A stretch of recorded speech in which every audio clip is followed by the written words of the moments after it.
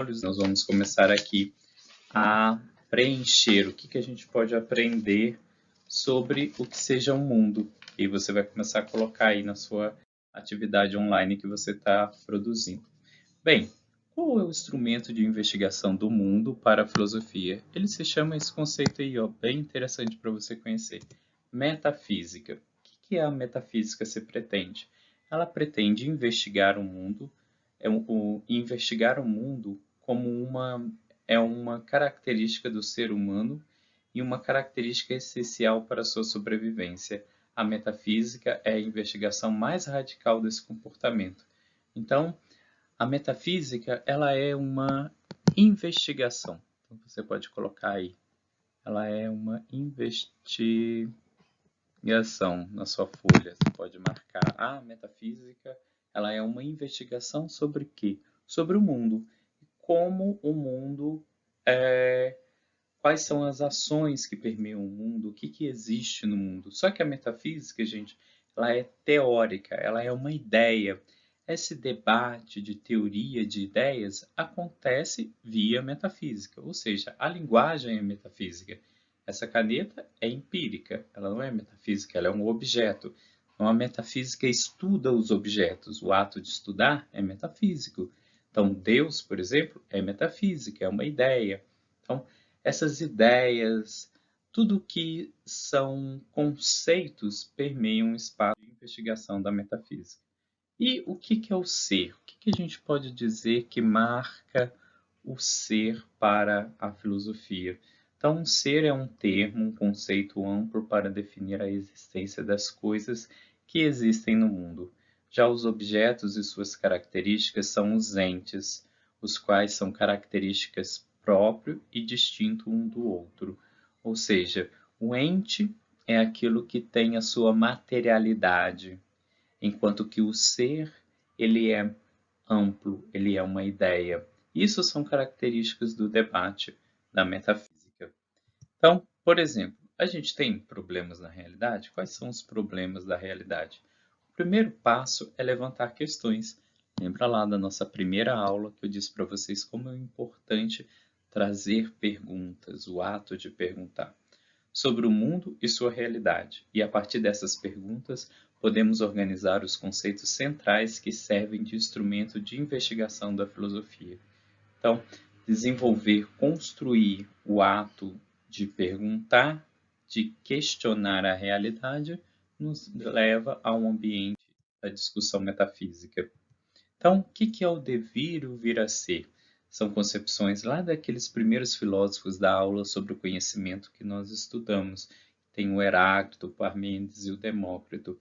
O Heráclito, ele tem essa característica do devir e do vir a ser, ou seja, o devir e o vir a ser são conceitos de filosofia que significam a transformação dos seres e os objetos no mundo.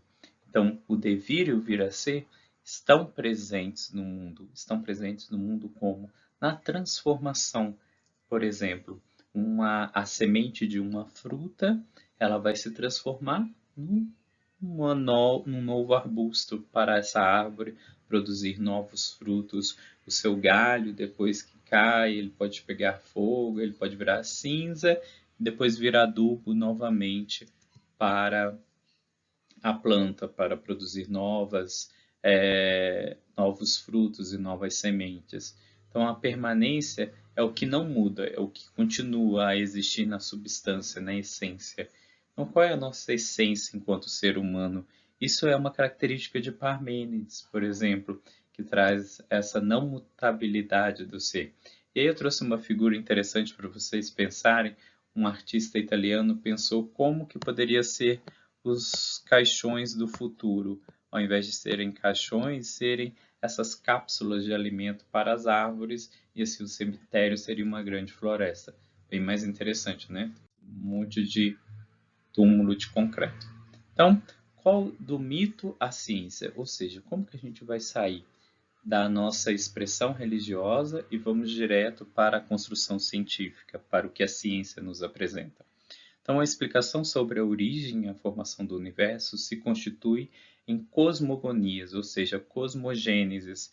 Então, essa explicação mitológica, religiosa é uma cosmogonia, é uma cosmogênese.